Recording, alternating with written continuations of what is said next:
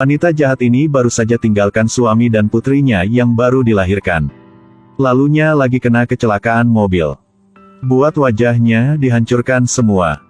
Setelah operasi plastik, dia lagi teruskan hidupnya dengan wajah yang baru. Lagi ubah namanya jadi Anna Kim. Hari ini, pertama kali yang Anna kembali negara dari 20 tahun. Lagi tidak disangka ditakutkan oleh si sopir. Karena ini mirip dengan suami yang dulunya. Anna lagi kaget sampai hampir jatuh. Mantan suami lagi datang dan pegangnya. Anna lagi ambil alasan karena mabuk pesawat lagi jadi lelah. Mantan suami juga lagi tidak banyak pikir. Karena dia yang telah operasi plastik.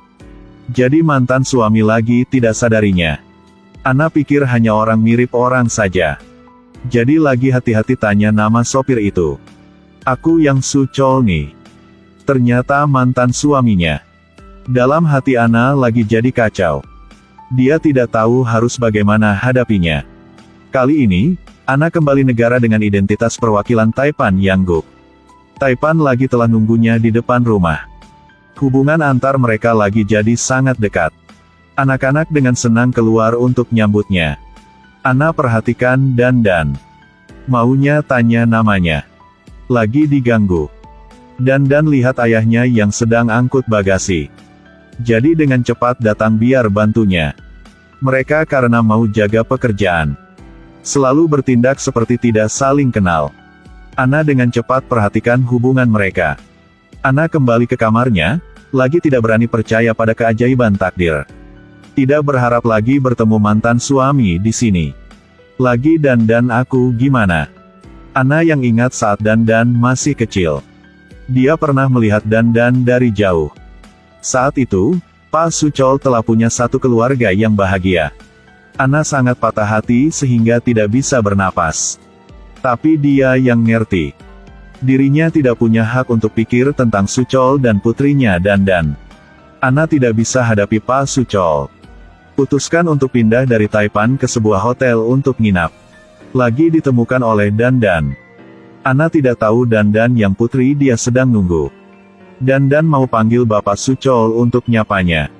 Tapi Anna lagi tolaknya. Dandan hanya bantunya dengan barang bawaannya.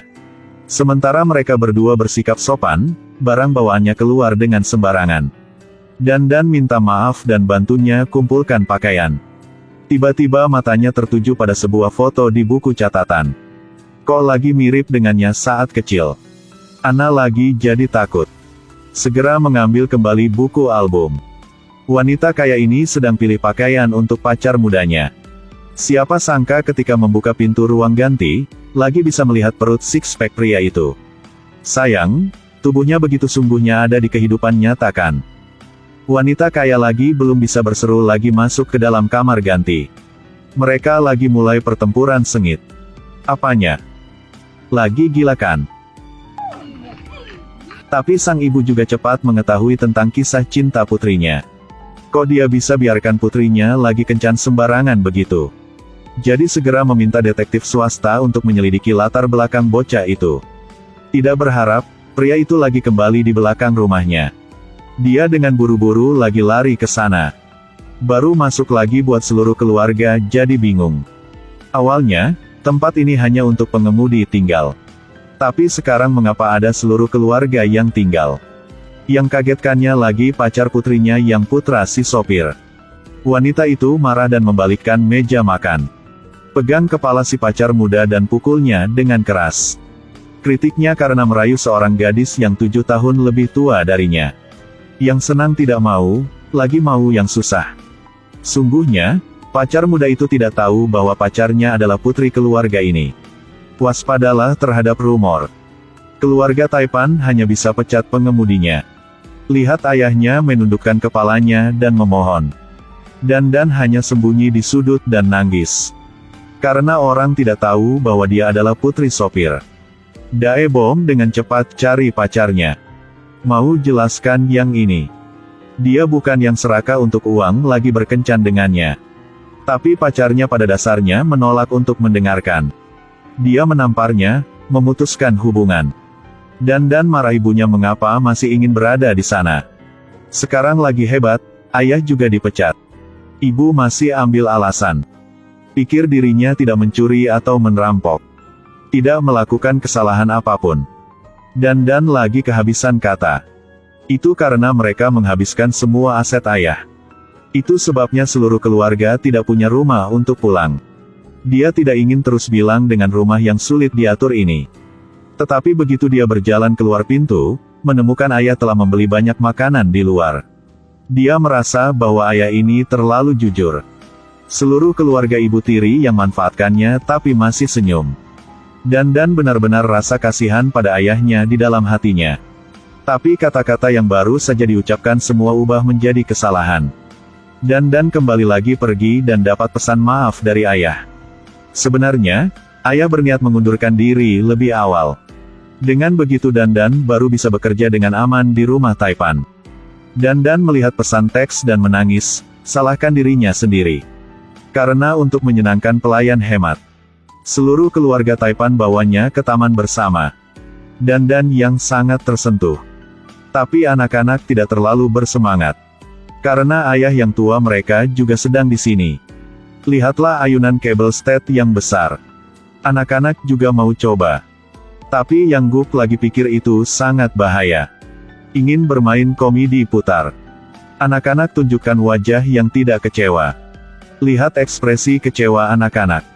Yang Guk juga tidak mau begitu, lagi harus setuju. Siapa sangka bahwa ketika duduk di kincir ria, dia yang tertawa lebih dari siapapun. Setelah turun, permainan berikutnya harus lebih merangsang dari yang ini. Bagaimana kapal bajak laut? Roller coaster? Yang Guk tidak peduli ekspresi yang kecewa anak-anak. Langsung lari ke tujuannya. Setelah seharian bermain bersama, hubungan Yang Guk dengan anak-anak berangsur-angsur menjadi harmonis. Pada saat yang sama, Josara pulang. Temukan bahwa tidak ada satu orang pun di rumah. Dia lagi dengan cepat menelepon biar tanya Dandan. Bertanya kemana dia membawa anak-anak. Dandan masih belum bisa banyak ngomong, HP-nya telah matikan.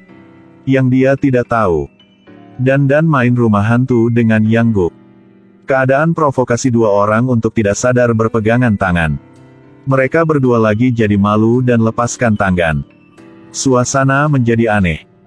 Setelah hari yang lelah dan senang, mereka berlima kembali rumah. Ana berdiri di kejauhan dan menatap Dandan dengan mata merah. Ternyata setelah polling dia dengar. Dandan yang putri yang dia meninggal tahun itu. Lihat Dandan bekerja keras. Ana yang sangat sakit hati. Mau lari ke rumah mantan suaminya. Pertanyakan mengapa dia membiarkan hidup putrinya menjadi seperti ini. Pak Su Chol lagi dengan marah samanya. Remas lehernya. Buatnya tidak bisa nafas. Faktanya, itu hanya ilusi miliknya. Tahun itu jelas bahwa Ana tinggalkan putrinya. Tidak punya hak untuk bertanya sekarang. Dia putuskan untuk diam-diam menyelidiki mengapa putrinya sangat menderita begitu. Jadi, Ana baru saja pindah dari rumah Taipan. Lagi ambil alasan mau pulang. Dia tahu Dandan keluar untuk beli makanan. Ana juga gunakan alasan untuk meninggalkan ruang tamu. Lihat Dandan sedang kembali. Ana dengan cepat datang untuk nyapa. Putri sedang di depannya. Tapi dia tidak bisa menerima. Hatiku penuh dengan emosi yang rumit. Setelah Dandan pergi, Ana tidak bisa menahan tangisnya. Lihat penampilan yang sederhana Dandan. Hati Ana bahkan lebih pahit. Jelasnya sedang di usia yang paling indah. Kok putrinya lagi begitu harus kerja keras. Dia pergi ke mall untuk membeli banyak pakaian. Ana kembali ke rumah dan bagikan hadiah untuk mereka masing-masing. Baru bisa gunakan alasan untuk berikan pakaian Dandan. Pria ini berusia 60 tahun. Masih kerja secara keras. Dia baru saja memasukkan mortar ke dalam ember. Tidak berharap ember itu tersangkut di sabuk pengamannya. Buat Pak Su Chol jatuh dari ketinggian 20 meter. Putri Dandan bekerja sebagai pembantu di rumah Taipan lagi dapat kabar. Dengan cepat lari ke rumah sakit. Sekarang baru tahu itu untuk mencari nafkah. Tapi selalu bekerja di lokasi konstruksi. Seluruh keluarga dengan cemas menunggu operasi selesai. Kata dokter itu meskipun operasinya berhasil, tapi masih akan meninggalkan gejala sisa. Dan saat ini lagi salahkan dirinya. Kemarin dia mengucapkan kata-kata pahit kepada ayahnya. Ingin mereka berdua perlakukan satu sama lain seperti orang tidak kenal di masa depan. Ayah, aku salah nih. Aku tidak akan begitu lagi. Lihat ayah terbaring tidak sadarkan diri di ranjang rumah sakit. Dan dengan banyak air mata. Jika memungkinkan, dia ingin menanggung rasa sakit untuk ayahnya. Setelah kunjungi ayah, Dan dengan cepat kembali ke rumah Taipan. Yang Guk curiga dan tanya dia apa yang terjadi. Dan mau bohong. Mau bilang sahabatnya kena kecelakaan. Karena ayahnya dulu bekerja sebagai sopir di rumah Taipan itu. Mereka berdua selalu berpura-pura tidak mengenal satu sama lain. Tapi hatinya tidak mengizinkannya untuk terus berbohong. Jadi dia bilang yang jujur. Yang Guk jadi kaget. Yang Guk rasa tertipu. Dia tanya Dan telah berencana dari awal kan? Penjelasan Dan di mata Yang Guk. Semuanya bohong. Dia tepat mau Dan pergi. Ana diam-diam sembunyi di satu sudut dan hati jadi sangat sakit. Dia ketemu Yang Guk untuk minta buat putrinya. Tapi Yang Guk telah anggap Dan sebagai kejahatan penipuan. Tolak untuk biarkannya dekat dengan anak-anak. Hari ini adalah hari terakhir dia mengantar Sejong ke sekolah. Langgar aturan biarkan bocah itu untuk bermain game dengannya sekali saja. Sejong yang naif lagi tidak tahu ada yang terjadi. Hanya merasa seperti hari ini hari yang baik. Sampai saat pergi. Dan yang lihat anak dia dekati selama 1 bulan. 214 mau tak mau aku buru-buru memeluknya dan menangis. Ana juga datang sini. Dia hibur Dan pasti menderita. Dan lihat Ana. Dalam hati, ada perasaan ingin bergantung. Jadi curhat ceritakan semua rasa sakit di hatinya. Ana tahu putrinya tidak ada rumah untuk kembali. Lagi saksit sampai tidak bisa bilang apapun. Dan kembali ke rumah Taipan mengemas barang bawaannya dan bersiap untuk pergi.